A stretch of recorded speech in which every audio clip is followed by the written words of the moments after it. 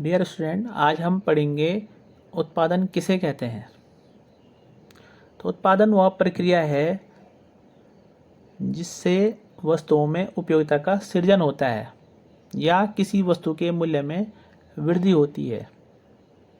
जैसे हमारे पास लकड़ी है, लकड़ी से हमने मेज़ बनाया। इसका अर्थ हुआ कि हमने लकड़ी में उपयोगिता का सृजन किया है या फिर हमने लकड़ी के मूल्य में वृद्धि कर दी है। तो इसी को हम उत्पादन कहते हैं। अर्थात उत्पादन को हम दो तरह से परिभाषित कर सकते हैं, या तो वस्तु के मूल्य में वृद्धि हो जाए या फिर वस्तु में उपयोगिता का सृजन हो जाए, तो हम इसे उत्पादन कह सकते हैं। उत्पादन की कितनी अवधारणाएं हैं?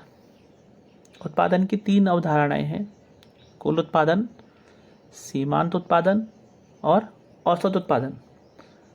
अब कुल उत्पादन किसे कहते हैं? जब एक निश्चित समय के भीतर हम उत्पादन के साधनों के द्वारा जितनी भी वस्तुओं का उत्पादन करते हैं, अगर उन सभी मात्राओं को जोड़ दें तो उसे हम कुल उत्पादन कहते हैं। इसको हम ऐसे लिख सकते हैं: TP बराबर समेशन MP। यहाँ MP सीमांत उत्पादन को बता रहा है। अगर हम सभी सीमांत उत्पादन की इकाइयों को जोड़ दें तो हमें TP मिल जाता है। इसको हम इस तरह से भी लिख सकते हैं: TP बराबर AP इंटू L। अगर हम श्रम की इकाइयों को औसत उत्पादन से गुणा कर देते हैं तो भी हमें TP मिल जाता है। अब सीमांत उत्पादन किसे कहते हैं? जब एक परिवर्तनशील साधन की एक अतिरिक्त इकाई का प्रयोग करते हैं तो उससे कुल उत्पादन में जो अंतर आता है उसे उस इकाई का सीमांत उत्पादन कहते हैं। सीमांत का अर्थ होता है एक अतिरिक्त। इसको हम इस तरह से भी लिख सकते हैं: MPN बराबर TPN माइनस TPN माइनस 1। यहाँ पर TPN nth इकाई का कुल उत्पादन है और TPN माइनस 1 nth इकाई से पहले तक का कुल उत्पादन है। तो अगर हम nth इकाई तक के कुल उत्पादन में से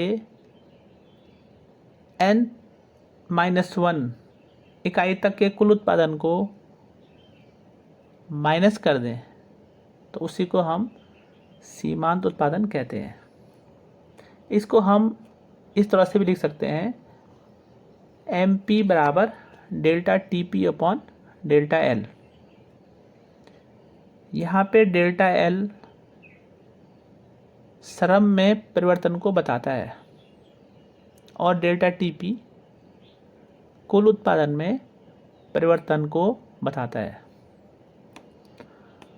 औसत उत्पादन किसे कहते हैं? जब हम कुल उत्पादन में श्रम की इकाइयों का भाग दे देते हैं तो उसे औसत उत्पादन कहते हैं। आइए अब तीनों को एक उदाहरण के द्वारा समझते हैं। हम एक टेबल ले लेते हैं। फर्स्ट कॉलम में लेबर, सेकंड कॉलम में टोटल प्रोडक्शन, थर्ड कॉलम में मार्जिनल प्रोडक्शन और फोर्थ कॉलम में एवरेज प्रोडक्शन को हम लिख लेते हैं। अब जब श्रम की एक इकाई है तो माना TP 25 है। अर्थात जब हम श्रम की एक इकाई का प्रयोग कर रहे हैं तो कुल उत्पादन 25 इकाई हो रहा है। जब हम श्रम की 2 इकाइयों का प्रयोग कर रहे हैं तो कुल उत्पादन 45 हो रहा है। इसी तरह से जब हम श्रम की 3 इकाइयों का प्रयोग कर रहे हैं तो कुल उत्पादन 60 यूनिट्स हो रहा है, और जब हम श्रम की 4 इकाइयों का प्रयोग कर रहे हैं तो कुल उत्पादन 70 यूनिट्स हो रहा है। जब हम श्रम की 5 इकाइयों का प्रयोग कर रहे हैं तो कुल उत्पादन 75 यूनिट्स हो रहा है, और जब हम श्रम की 7 इकाइयों का प्रयोग कर रहे हैं तो कुल उत्पादन 70 यूनिट्स हो रहा है। इसी तरह से जब हम श्रम की 8 इकाइयों का प्रयोग करेंगे तो कुल उत्पादन 60 यूनिट्स हो जाता है। तो पहले जब हम श्रम की इकाइयों को लगातार बढ़ा रहे हैं तो कुल उत्पादन पहले बढ़ता है, फिर अधिकतम हो जाता है और फिर धीरे धीरे घटने लग जाता है।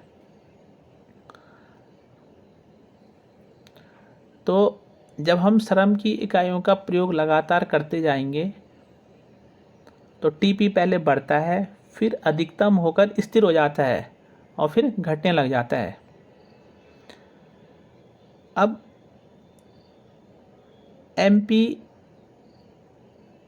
को हम कैसे निकालेंगे? तो हमारे पास फॉर्मूला है TPN माइनस TPN माइनस 1।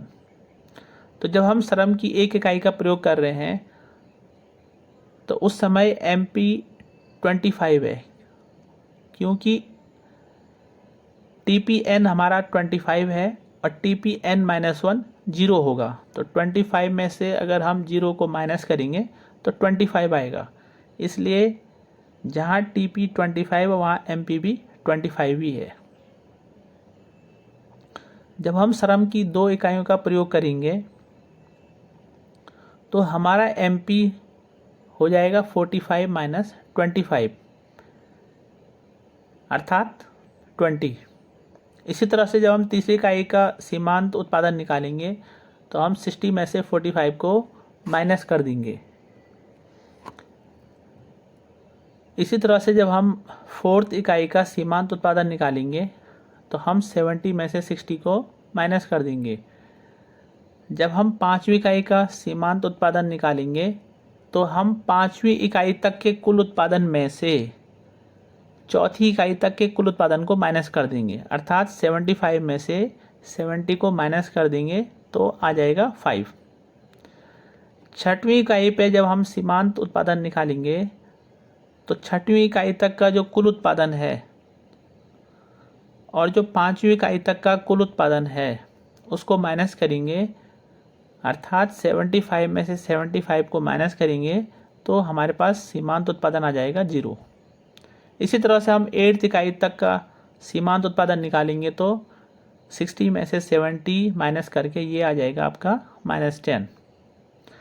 तो पहले सीमांत उत्पादन गिरता है, धनात्मक रहता है, और उसके बाद अगर हम श्रम की इकाइयों को बढ़ाते जाते हैं तो सीमांत उत्पादन 0 हो जाता है, और फिर भी अगर हम श्रम की इकाइयों को और बढ़ाएंगे तो सीमांत उत्पादन गिरकर नेगेटिव होने लग जाता है। अब हम AP को देखते हैं, AP कैसे निकालेंगे। AP बराबर है TP/L।